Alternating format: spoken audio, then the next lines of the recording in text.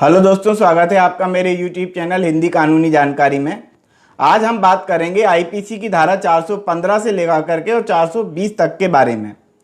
ये जो है 420 का नाम आपने अधिकतर सुना होगा कि फलाना व्यक्ति 420 है, या उस व्यक्ति ने 420 ही की है, या उस व्यक्ति से बच के रहना वो 420 व्यक्ति। इस तरह की बातें आपने जरूर सुनी होंगी। आज हम इसी विषय पे चर्चा कर रहे हैं। धारा 420 में जो है धोखाधड़ी के संबंध में जो दंड का प्रावधान है वो बताया गया है, और भी हम समझते हैं धारा 415 से यह स्टार्ट होता है और 420 पे खत्म होता है।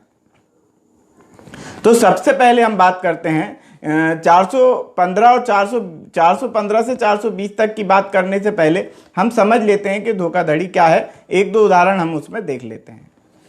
मान लेते हैं कोई व्यक्ति मुंबई में बैठा हुआ है और दिल्ली में उसका मकान है, और वो अपने मकान पर जो है रंग रोगन करवाना चाहता है, पुताई करवाना चाहता है। और इसके लिए उसने दिल्ली के ही किसी व्यक्ति से फ़ोन पे चर्चा कर ली और अपना मकान जो है बता दिया कि मेरा मकान जो है वो पुताई होना है, और इस प्रकार से सौदा तय कर लिया। अब ऐसे समय में जो व्यक्ति पुताई करने वाला है वो यदि ऐसा करे कि वो बॉम्बे फिर से फ़ोन लगा करके बोल दे कि आपके और मेरे बीच जो कॉन्ट्रैक्ट हुआ था, आपने जो मुझे बताया था, वो सारी की सारी पुताई मैंने निपटा दी है, वो सब खत्म कर दी है, और अब आप मेरे को मेरा पेमेंट दे दें। वो ये जानता है कि वो ये जो दिल्ली में बैठा व्यक्ति है, मतलब बॉम्बे में जो बैठा व्यक्ति है, वो दिल्ली तो नहीं आएगा, तो डायरेक्ट खाते में पैसे डाल देगा, अपना काम हो जाएगा। तो इस प्रकार की बेईमानी यदि कोई व्यक्ति करता है तो ये कहा जाएगा कि वो व्यक्ति चीटिंग करता है, यानी कि धोखाधड़ी करता है, या कहें कि छल करता है। इस प्रकार से अच्छा, छल करने के लिए, धोखाधड़ी करने के लिए उसकी नीयत जो है शुरू से ही बेईमानी की होनी चाहिए। ये आवश्यक तत्व में आता है। दूसरा उदाहरण लेते हैं कि कोई व्यक्ति किसी दुकानदार के पास जाता है और वो ये जानता है कि अपने को तो बस इससे सामान ले लेना, पैसे तो अपने को देना ही नहीं है, और वो ऐसा सोच करके दुकान पे जाता है और दुकानदार को इस बात का विश्वास दिला देता है कि वह एक ईमानदार व्यक्ति है और वो उसके पैसे नहीं खाएगा, और दुकानदार उसकी बातों में आकर के उसको सामान दे देता है, और वो व्यक्ति सामान लेकर के आ जाता है और फिर वो वापस जाता ही नहीं है। इसका मतलब ये है कि वो व्यक्ति जो है उस दुकानदार के साथ धोखाधड़ी करता है, छल करता है। अब यहां पर हम एक और उदाहरण ले लेते हैं। यहां पर एक बात ध्यान देने वाली बात है कि आशय जो है वो शुरू से ही बेईमानी का होना चाहिए। बेईमानी जो है आईपीसी की धारा 24 में इसका उल्लेख किया गया है कि बेईमानी क्या है। इस संबंध में अपन बाद में चर्चा करेंगे, लेकिन हम यहां पर बात करते हैं कि आदमी की नीयत यदि शुरू से ही बेईमानी की है तब माना जाएगा कि उसने छल किया है या धोखाधड़ी की है।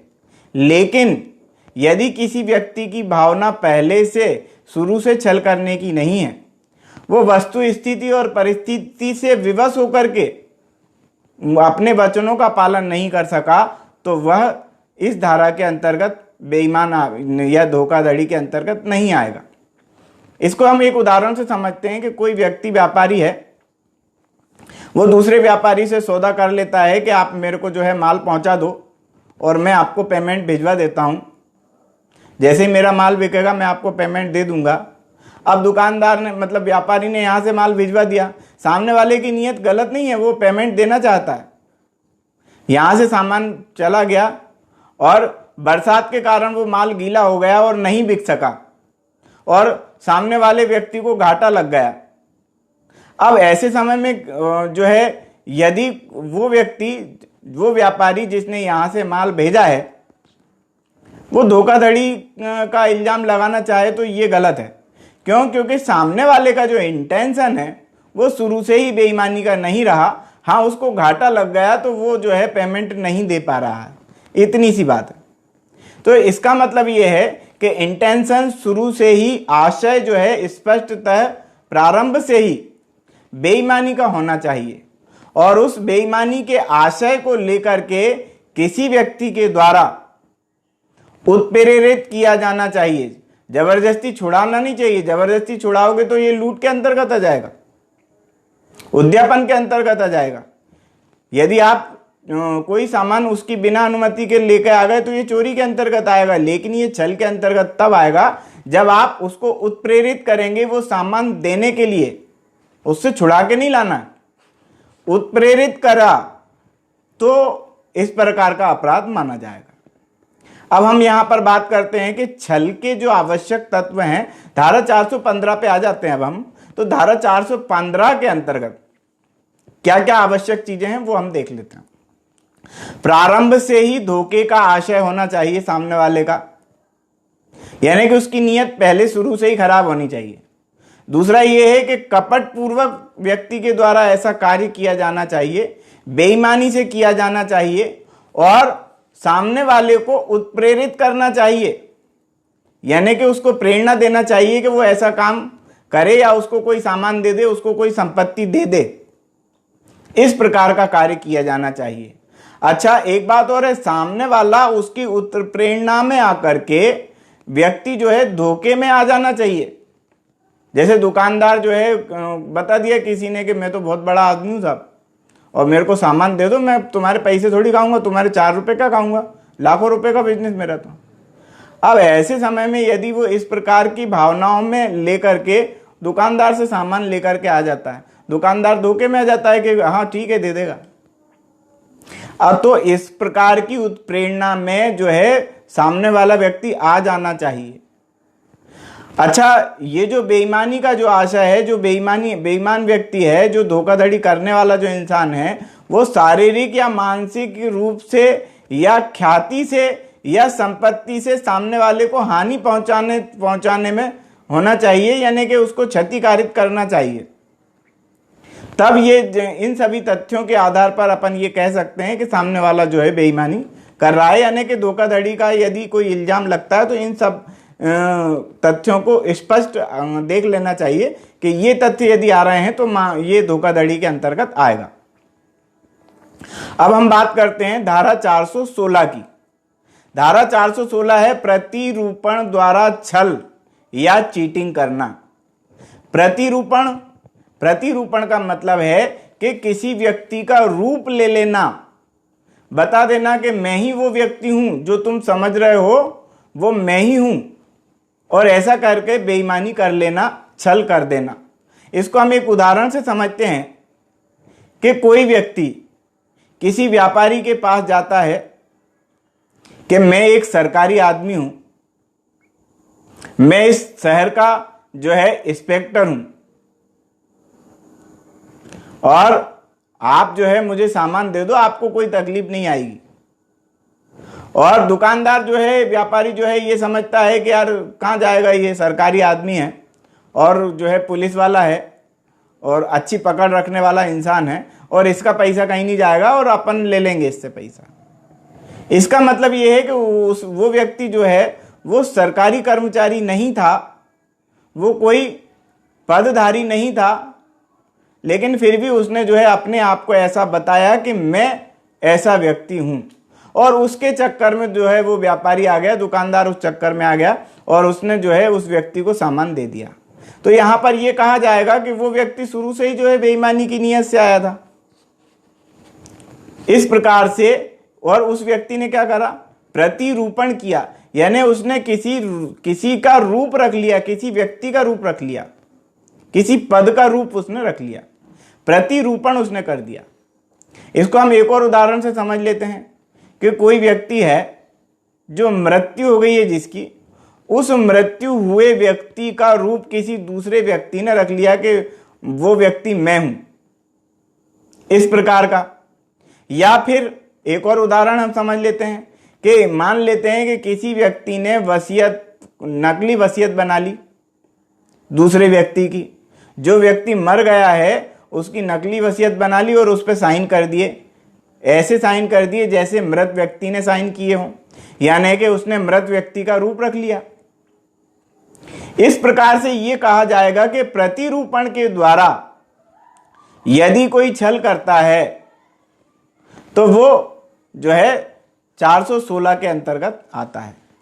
अब प्रतिरूपण के लिए, प्रतिरूपण द्वारा छल करने पे जो दंड का प्रावधान है वो जो है अगली धारा में है, वो धारा 419 में है। इसके बारे में हम 419 पे आएंगे, तब हम चर्चा करेंगे। अभी हमने पढ़ा धारा 416 प्रतिरूपण द्वारा छल, और अब हम बात कर रहे हैं धारा 417 छल या चीटिंग या धोखे के लिए दंड।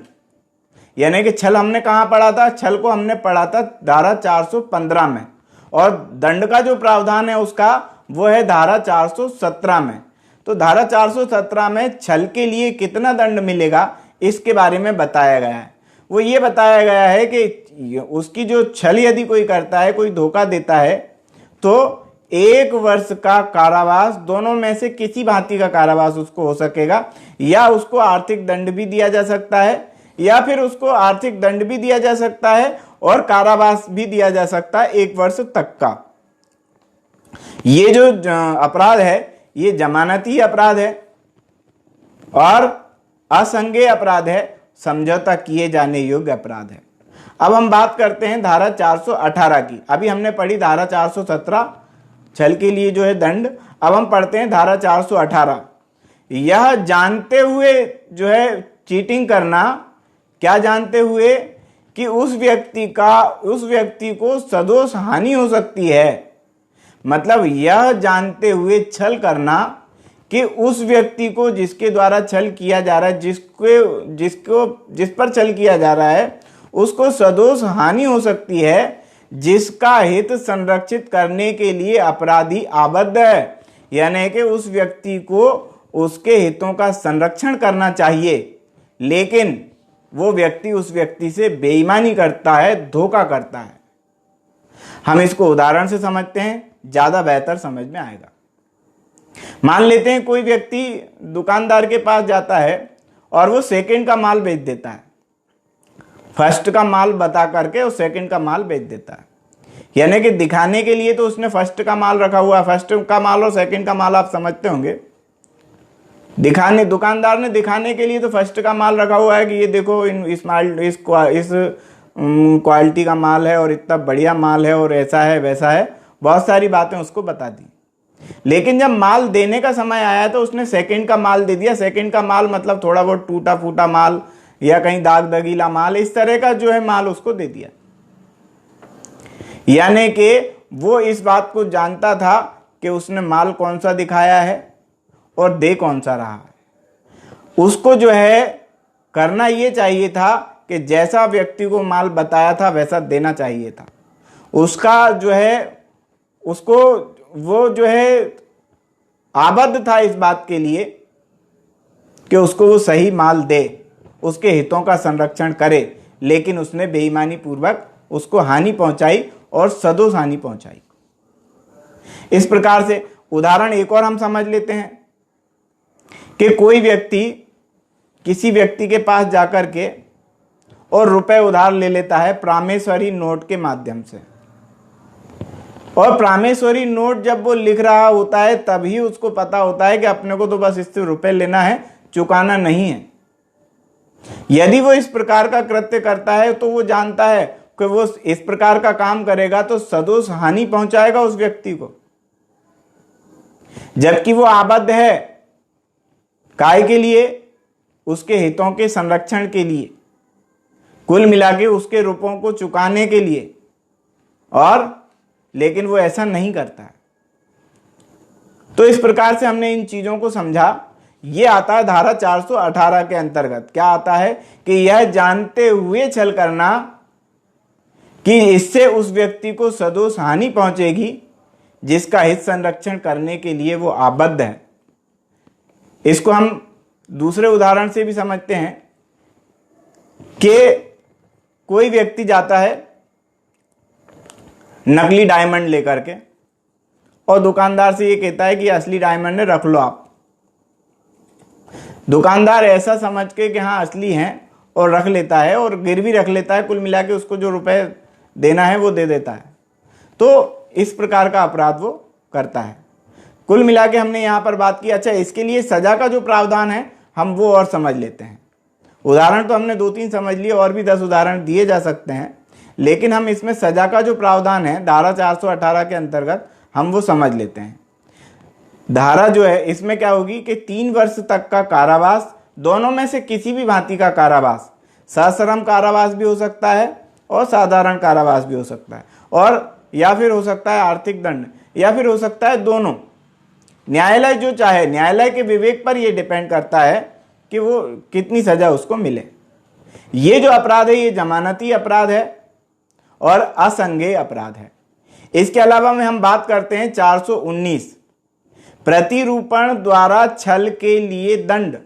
हमने प्रतिरूपण कहां पर पढ़ा था? अभी हमने प्रतिरूपण को पढ़ा था धारा 416 के अंतर्गत, और अब हम उसके दंड के विषय में पढ़ रहे हैं। यदि कोई व्यक्ति प्रतिरूपण के द्वारा, यानी कि वो व्यक्ति किसी दूसरे व्यक्ति का रूप ले ले, इस प्रकार से बेईमानी करे, दूसरे व्यक्ति का रूप लेकर के बेईमानी करे, वो ये बता दे कि मैं ही वो व्यक्ति हूं जिसको तुम समझ रहे हो, वो मैं ही हूं, तब ऐसे समय में उसको कितना दंड दिया जाएगा? वो दंड का प्रावधान है 3 वर्ष का कारावास या जुर्माना या दोनों। जहां पर मैं कह रहा हूं 3 वर्ष का कारावास, वो दोनों में से किसी भांति का कारावास है। सश्रम भी हो सकता है और साधारण भी हो सकता है। ये जो अपराध है 419 के अंतर्गत प्रतिरूपण द्वारा छल के लिए दंड, ये एक जमानती अपराध है, संज्ञेय अपराध है और उस व्यक्ति से समझौता किए जाने योग्य अपराध है जिसके साथ उसने बेईमानी की है या छल किया है या चीटिंग की है अपन कहें। अब हम बात करते हैं 420, धारा 420, जिसको लेकर के इस जमाने में कहावतें प्रसिद्ध हैं कि वो व्यक्ति 420 है, 420 ही की है। तो इस प्रकार से यहां पर बात आती है 420 आईपीसी की धारा 420 क्या कहती है? बेईमानी से बहुमूल्य वस्तु या संपत्ति को देने के लिए प्रेरित करना, यानी कि बेईमानी पूर्ण आशय हो, प्रारंभ से ही ऐसा आशय हो और संपत्ति को देने के लिए प्रेरित किया गया हो, बहुमूल्य वस्तु को देने के लिए प्रेरित किया गया हो और उसके द्वारा संपत्ति, उस प्रेरणा में आकर के संपत्ति दे दी गई हो। अच्छा, इसके लिए जो है दंड का जो प्रावधान है वो कितना है? तो धारा 420 के अंतर्गत जो है 7 वर्ष का कारावास, दोनों में से किसी भी भांति का कारावास, प्लस में जुर्माना, और इस प्रकार से हमने देखा कि जुर्माना भी लगेगा और 7 वर्ष तक का कारावास भी उसको हो सकता है। ये गैर जमानती अपराध है, संज्ञेय अपराध है और समझौता किए जाने योग्य अपराध है 420 के अंतर्गत। तो दोस्तों आज के लिए इतना ही। वीडियो यदि पसंद आया हो तो लाइक करें, शेयर करें, कमेंट्स करें, वीडियो को सब्सक्राइब भी कर लें ताकि अगली वीडियो का बेल आइकन दबा दें ताकि अगली वीडियो का नोटिफिकेशन आपको मिल सके। ये वीडियो सुनने के लिए धन्यवाद दोस्तों।